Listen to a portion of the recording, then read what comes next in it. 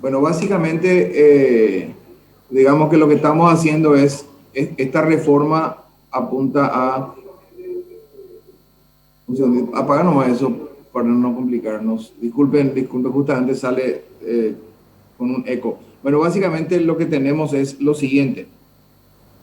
En primer lugar, se ajusta este código a los estándares internacionales.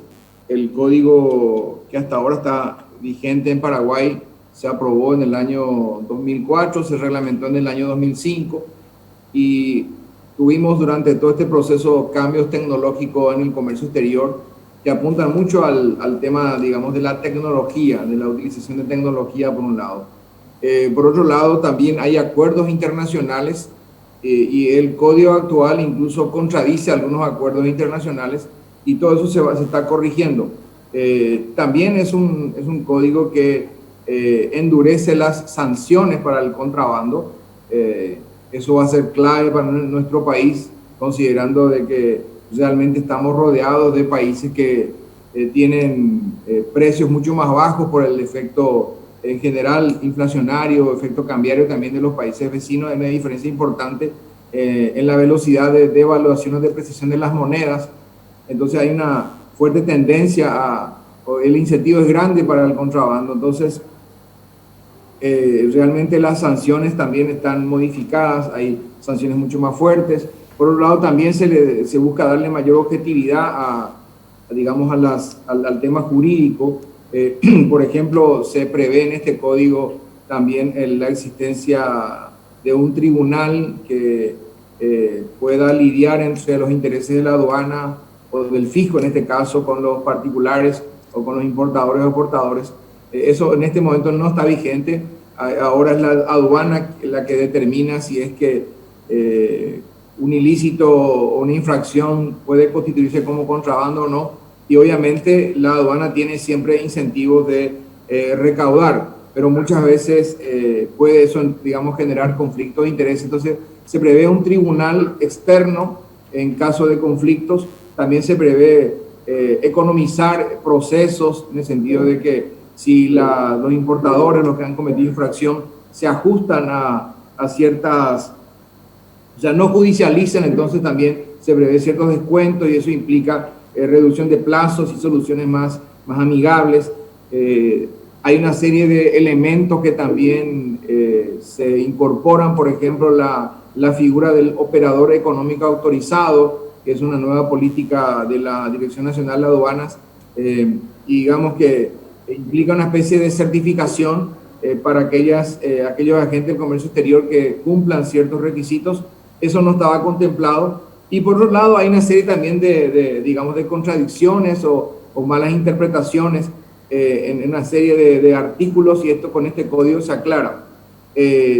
Tenemos que también mencionar que esto se ha trabajado en conjunto con el Banco Mundial. Tuvimos la satisfacción y el privilegio de contar con expertos en legislación comparada que ya han trabajado en las reformas del Código Aduanero de Argentina, de Brasil, de Uruguay y de países de Europa Occidental.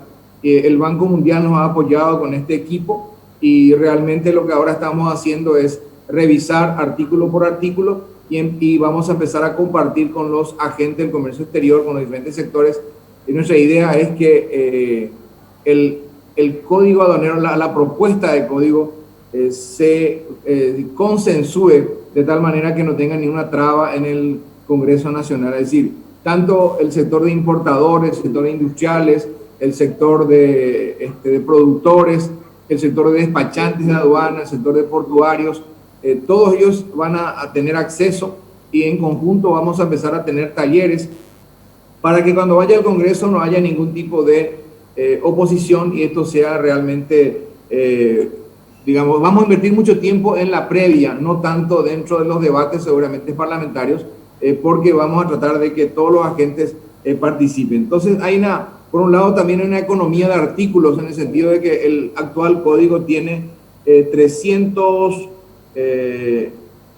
más de 398 artículos y este código plantea hasta ahora 250 artículos. Se han fusionado algunos, se ha clasificado mucho mejor Y también se corrigen, como decía, algunas cuestiones que atentan contra acuerdos internacionales. Eso también se corrige y se ajusta, digamos, digamos, los protocolos del Mercosur, de Kioto y, digamos, a todas las recomendaciones actualizadas de la Organización Mundial de Aduanas.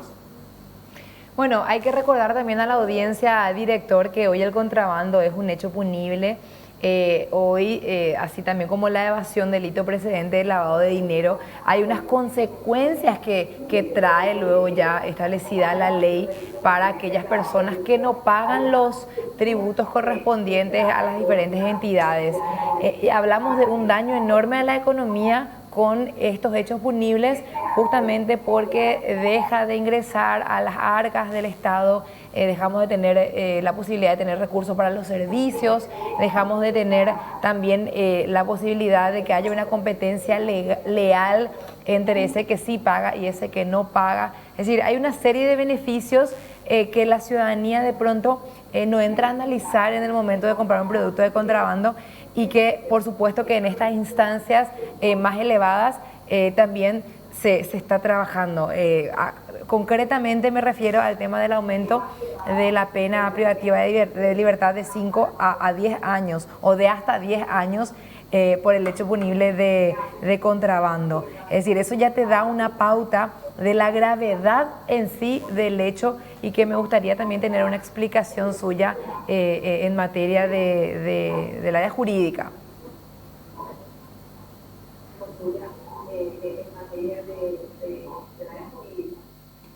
Sí, es cierto, efectivamente, así como bien lo estás explicando, el daño es muy grande. Recordemos que la aduana, en el caso de Paraguay, en otros países no es tan relevante el aporte al fisco de las aduanas, porque en muchas economías, en muchos países ya hay mucho desarme arancelario, es decir, países que están en Europa Occidental básicamente trabajan en las aduanas, trabajan para el tema de seguridad. Pues en el caso de Paraguay, el aporte digamos, de la aduana es clave.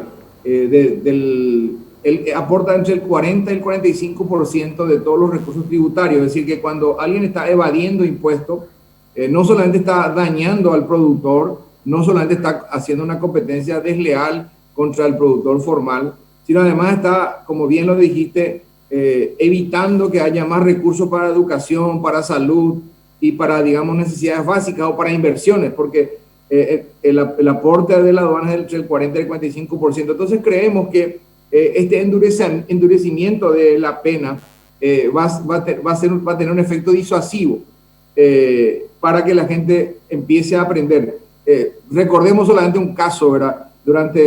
Yo me imagino que después del caso de la FIFA, de Conmebol, con digamos, viendo gente que termina en la cárcel, los que actualmente están ocupando esos puestos van a tener mucho más cuidado, a pesar de que a lo mejor mucho tiene que ver con la propia moral de cada uno también, pero en el caso de Paraguay, como bien dijiste, de los 7 millones de habitantes, una cantidad importante compra mercaderías solamente considerando el precio.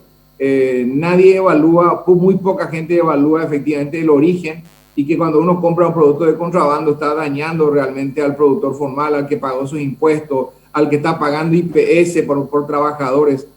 Por decir, gente que está ocupando un lugar en un shopping, por ejemplo, está pagando alquiler, está pagando impuestos, está pagando, digamos, la seguridad social por sus empleados. Todos esos son costos que finalmente benefician al país, pero, digamos, son costos, en fin. Y por otro lado, la empresa o persona que trae y no aporta al fisco y evade, no paga ninguno de ese tipo digamos, de aportes que tiene que hacer, termina perjudicando grandemente a la economía. Entonces, necesariamente tenemos que ver gente encarcelada para que la gente empiece a aprender. Cuando empecemos a ver gente, cuando veamos que se acaba la impunidad y que empieza a haber gente que va, digamos, por este tipo de infracción o delito, va a la cárcel y queda unos largos años, entonces la gente se va a empezar a alinear. Hoy en día es muy difícil